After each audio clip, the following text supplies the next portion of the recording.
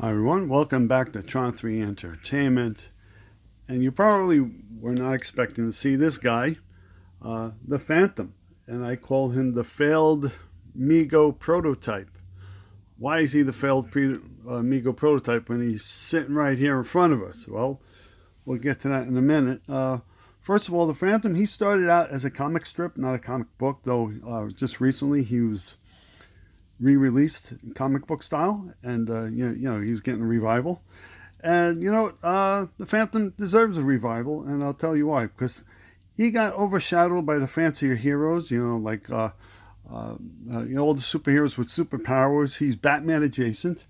And before we take a look at him and why he's a failed prototype, we're going to find out that he was the world's first costume hero. He was created in 1936. Superman, who's considered the first superhero with superpowers, was created in 1938. He was 2 years before Superman. 3 years before Batman, who debuted in 1939.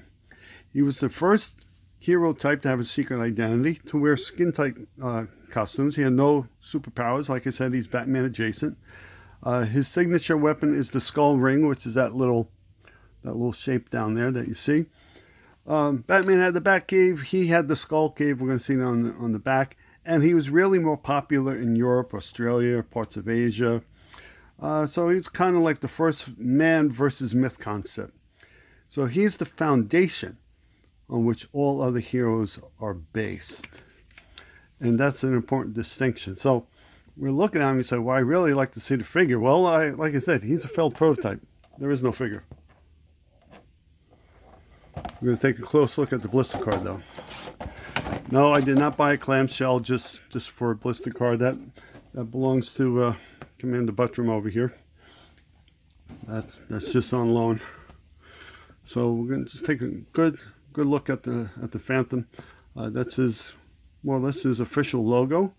And you're wondering, how did I create the figure? Again, this is all AI. Yes, the parts exist. He can be made exactly like this. No, he's not wearing his patented striped shorts, his tights, because I can't particularly buy those. So I made him with the parts that he could be made with. The boots he's wearing, you go, oh, those are pretty cool looking boots. Yeah, for AI it works great, but those are technically boots for a female figure, so they wouldn't fit him. If I had to give him purple boots, I have to give him the standard superhero plastic boots, which do come in purple. Or I can give him my nice spare black rubber boots, which would be a thing. And, the Phantom, he's known for having dual guns. Not that kind of a belt. Like I said, he's made not to be 100% comic book accurate, but accurate with the parts that I could buy. So this is your first time seeing a prototype right next to the comic book image. As you can see, like, they're virtually identical, and you don't often see my prototype figures. You only see the end result. So we'll look at the back. He's got the Skull Cave, and we'll just read the story real quick. The mantle of the Phantom passes from father to son, creating the legend of the ghost who walks. He stands as the unseen protector of those who cannot fight for themselves. Devil, his fierce companion wolf, is swift and loyal as a shadow. Their bond forged in danger and carried through countless battles. Riding his trusty stallion, Hero, the Phantom strikes without warning, a silent figure who brings justice wherever darkness gathers. Yeah, the story was written by AI. It's highly tweaked by me. So it's corroboration. So it's a little difficult to see here, but you can see his wolf companion in the background. That's Devil. That's the horse. His horse Hero. And there he is on the back. So I make collector blister cards. I don't make blister cards where the front looks like, ooh, I want that figure, and on the back, ooh, I want those other figures and accessories on the back. The back of my blister cards tell stories. And this is Phantom. Now, why can't I make him? Why can't I actually make him? Well, aside from the fact that he's got ladies' boots on, that head is actually, with apologies to the guy on eBay who made the head, that's a head that's for sale, but it does not come painted.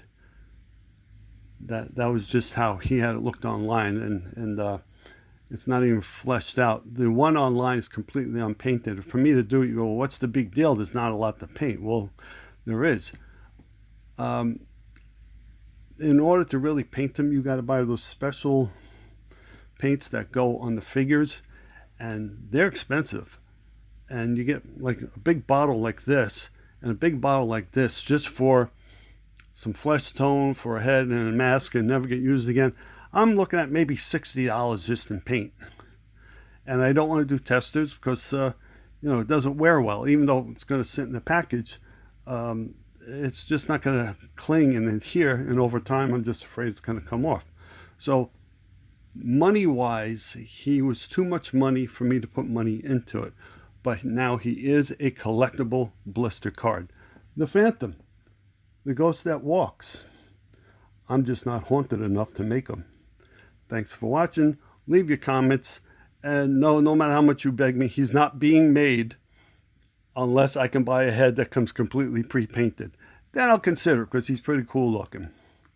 So for me, he's kind of a faded memory, but he's not going to fade from existence. This is his 90th year, his 90th anniversary. So celebrate the Phantom, and like, comment, and subscribe. Thanks for watching.